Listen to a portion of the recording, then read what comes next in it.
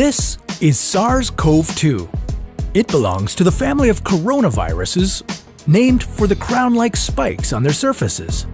SARS-CoV-2 can cause Covid-19, a contagious viral infection that attacks primarily your throat and lungs. What actually happens in your body when you contract the coronavirus? What exactly causes your body to develop pneumonia? And how would a vaccine work? The coronavirus must infect living cells in order to reproduce. Let's have a closer look. Inside the virus, genetic material contains the information to make more copies of itself. A protein shell provides a hard protective enclosure for the genetic material as the virus travels between the people it infects. An outer envelope allows the virus to infect cells by merging with the cell's outer membrane. Projecting from the envelope are spikes of protein molecules. Both a typical influenza virus and the new coronavirus use their spikes like a key to get inside a cell in your body, where it takes over the cell's internal machinery, repurposing it to build the components of new viruses. When an infected person talks, coughs, or sneezes, droplets carrying the virus may land in your mouth or nose and then move into your lungs. Once inside your body, the virus comes in contact with cells in your throat, nose, or lungs. One spike on the virus inserts into a receptor molecule on your healthy cell membrane like a key in a lock. This action allows the virus to get inside your cell. A typical flu virus would travel inside a sac made from your cell membrane to your cell's nucleus that houses all its genetic material. The coronavirus, on the other hand, doesn't need to enter the host cell nucleus. It can directly access parts of the host cell called ribosomes.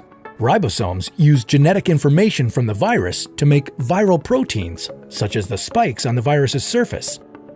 A packaging structure in your cell then carries the spikes in vesicles which merge with your cell's outer layer, the cell membrane.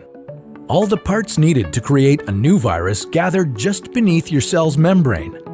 Then, a new virus begins to bud off from the cell's membrane. Now, with the virus spreading in your body, how can you develop pneumonia symptoms? For this, we'll have to look into your lungs. Each lung has separate sections called lobes. Normally, as you breathe, air moves freely through your trachea or windpipe, then through large tubes called bronchi, through smaller tubes called bronchioles, and finally into tiny sacs called alveoli. Your airways and alveoli are flexible and springy. When you breathe in, each air sac inflates like a small balloon.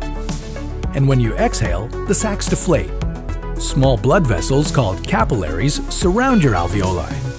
Oxygen from the air you breathe passes into your capillaries, and then carbon dioxide from your body passes out of your capillaries into your alveoli so that your lungs can get rid of it when you exhale. Your airways catch most germs in the mucus that lines your trachea, bronchi, and bronchioles. In a healthy body, hair-like cilia lining the tubes constantly push the mucus and germs out of your airways, where you might expel them by coughing. Normally, cells of your immune system attack viruses and germs that make it past your mucus and cilia and enter your alveoli. However, if your immune system is weakened, like in the case of a coronavirus infection, the virus can overwhelm your immune cells, and your bronchioles and alveoli become inflamed as your immune system attacks the multiplying viruses. The inflammation can cause your alveoli to fill with fluid, making it difficult for your body to get the oxygen it needs.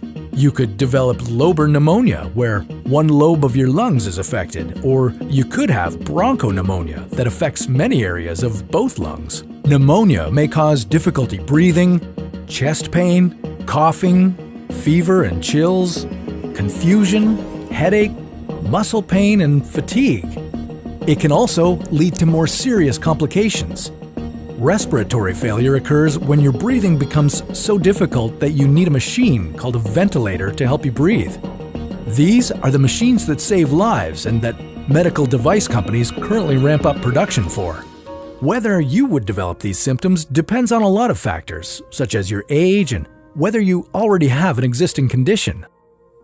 While this all sounds scary, the push to develop a coronavirus vaccine is moving at high speed. Studies of other coronaviruses led most researchers to assume that people who have recovered from a SARS-CoV-2 infection could be protected from reinfection for a period of time. But that assumption needs to be backed by empirical evidence, and some studies suggest otherwise. There are several different approaches for a potential vaccine against the coronavirus. The basic idea is that you would get a shot that contains faint versions of the virus. The vaccine would expose your body to a version of the virus that is too weak to cause infection, but just strong enough to stimulate an immune response. Within a few weeks, cells in your immune system would make markers called antibodies, which would be specific for only the coronavirus, or specifically its spike protein. Antibodies then attach to the virus and prevent it from attaching to your cells. Your immune system then responds to signals from the antibodies by consuming and destroying the clumps of viruses. If you then catch the real virus at a later stage, your body would recognize it and destroy it. In other words, your immune system is now primed. Collecting evidence on whether this will be possible, safe, and effective is part of what's taking researchers so long to develop a vaccine. It's a race against time to develop a vaccine amid a pandemic. Each step in vaccine development usually takes months, if not years. An Ebola vaccine broke records by being ready in 5 years. The hope here is to develop one for the new coronavirus in a record-breaking 12 to 18 months. While all of this will take time, stay home if you can, to protect the most vulnerable. And don't forget to wash your hands for at least 20 seconds and as often as possible. This video was a collaboration between Nucleus Medical Media and the What If channel, where we usually dive into hypothetical scenarios about the human body, humanity, our planet, and the cosmos. Check out our channel by visiting the link in the description below.